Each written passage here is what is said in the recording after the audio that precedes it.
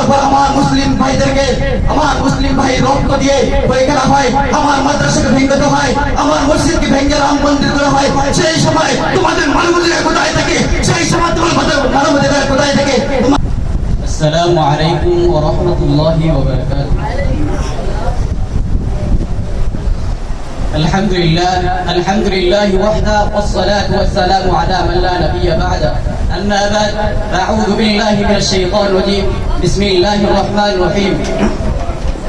وإذا الموءودة سئلت بأي ذنب قتلت فقال عليه الصلاة والسلام اعطوا الأجر أجرهم قبل أن يرتفع عرقه أو كما قال عليه الصلاة والسلام ঐতিহ্যবাহী মানবাধিকার ইসলামী কওমি মাদ্রাসার বার্ষিক প্রতিযোগিতামূলক সেমিনার উপস্থাপন সম্মানিত সভাপতি ও মুখ্য বিচারক মণ্ডলী ও সুযোগ্য পরিচালক আমার সামনে উপস্থিত আছেন বাংলার দূর দূরান্ত থেকে একজাক আলিম প্রিয় ছাত্র কাফেলা সকলকে জানাই আন্তরিক মোবারকবাদ।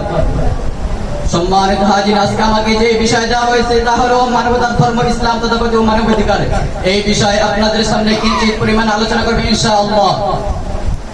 সম্মানিত হাজিরিন, মানবতার ধর্ম হলো ইসলাম। ইসলাম হচ্ছে একটি পূর্ণাঙ্গ জীবন ব্যবস্থা যেখানে একজন মানুষের জন্ম থেকে শুরু করে মৃত্যু পর্যন্ত যাবতীয় অধিকার ইসলামে পূর্ণভাবে প্রতিষ্ঠা করা হয়েছে। সম্মানিত হাজিরিন, শুধু তাই নয়, মৃত্যুর পরে কিভাবে দাফন করতে হবে সেটাও ইসলাম বলে দিয়ে গেছে।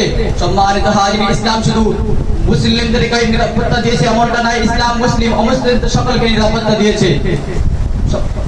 এই মুসলিম অমুসলিম সকলকে নিরাপত্তা দিয়েছে। এই জন্য কোরআনুল কারীমে বলেছে ওয়ালা তাকুলু আমওয়ালাকুম বাইনাকুম বিল বাতিল ওয়া তুলু বিহা ইলাল হুকামি লিতাকুলু ফারিকাম মিন আমওয়ালিন নাস। তোমরা অমুসলিমদের মাল অন্যায়ভাবে আত্মসাৎ করো না। সম্মানিত হাজিরিন, আজ আমাদের সমাজে দেখা যায় ন্যায় বিচার বলতে কোনো শব্দ নাই। আজ যদি ন্যায় বিচার থাকতো তাহলে আমার আমার ভাইদের বিচার হতো। আজকে যদি ন্যায় বিচার থাকতো তাহলে হাজার হাজার ওলামায়ে কেরাম আজকে কারাবদ্ধ থাকতো না। সম্মানিত হাজিরিন, আজ ন্যায় বিচার বলে স্লোগান দিয়ে কিছু লোক কিছু জানে মার্কা বলতেছে এটাই ন্যায় বিচার, এটাই মানবাধিকার। আর আমরা কিছু মাজলুম ভাইরা বলতেছে পৃথিবীর বুকে মানবাধিকার বলে কোনো শব্দ নাই। সম্মানিত হাজিরিন, আজ যদি আমরা যদি তাকাই বিশ্বের চারিদিকে আমার মুসলিম ভাইরা হাহাকার করতেছে আর জাতিসংঘ বলতেছে বাংলার জমিনে মানবাধিকারের অফিস করা হবে।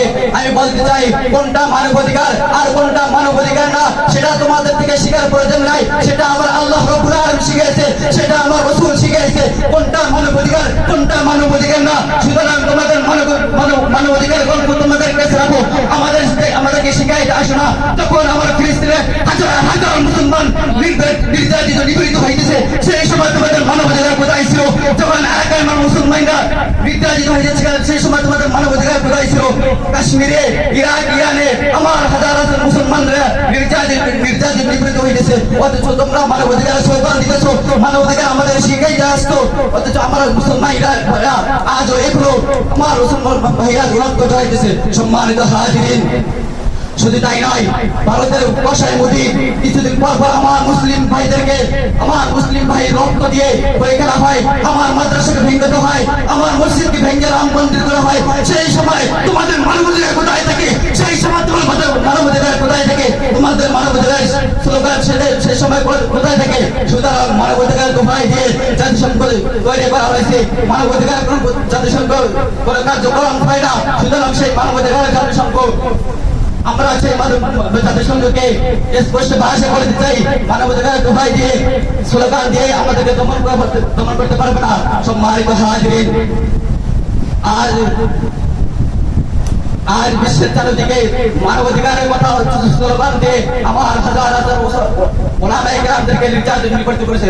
সম্মানিত হাজিরিন, আজ যদি সম্মানিত হাজিরিন, আজ যদি আমার সমাজের দিকে আজকে যদি সমাজের দিকে তাকান তাহলে দেখতে পাবেন আর সমাজের শ্রমিকজীবী ভাইদের আজকে ন্যায্য মজুরি দেওয়া হইতেছে না। সম্মানিত হাজিরিন, ন্যায্য মজুরি না দেওয়ার একমাত্র কারণ হচ্ছে আমার মুসলিম আজকে সমাজের ভিতরে কিছু পার্টি নেতা রয়েছে, তাদের কারণে আজকে ন্যায্য মজুরি দেওয়া হইতেছে না। অথচ আমার আপনার নবী হযরত প্রফেট মুহাম্মদ মুস্তাফা সাল্লাল্লাহু আলাইহি ওয়াসাল্লাম সারা জাহানের নেতা ছিলেন। তিনি বলেছেন ওদুল আজরা আজরাহু ওয়া বিল আইয়াতি বিউরবা শ্রমিকদের ন্যায্য মজুরি কাম শুরুর আগে দিয়ে দাও। সম্মানিত হাজিরিন, অবশেষে আমি বলতে চাই, আসুন আমরা মিলেমিশে আমরা মুসলমান ভাইদের আমরা ন্যায্য মজুরি এবং তাদের মজুরিকে আমরা ফিরিয়ে দেই। সম্মানিত হাজিরিন, আমরা যদি আল্লাহ এবং রসুলের আদর্শ অনুযায়ী, রসুলের কোরআন সুন্নাহ আদর্শ অনুযায়ী যেভাবে মানবাধিকার মানুষদেরকে দিতে বলছে সেভাবে যদি আমরা দিতে পারি, তাহলে এই আজকের সেমিনার সার্থক হবে। তাহলে আমরা পৌঁছে দেবো সফলতার শেষ চূড়ায়,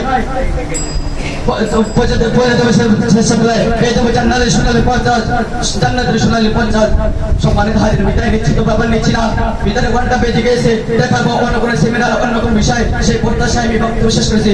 আসসালামু আলাইকুম ওয়া রাহমাতুল্লাহি ওয়া বারাকাতুহু।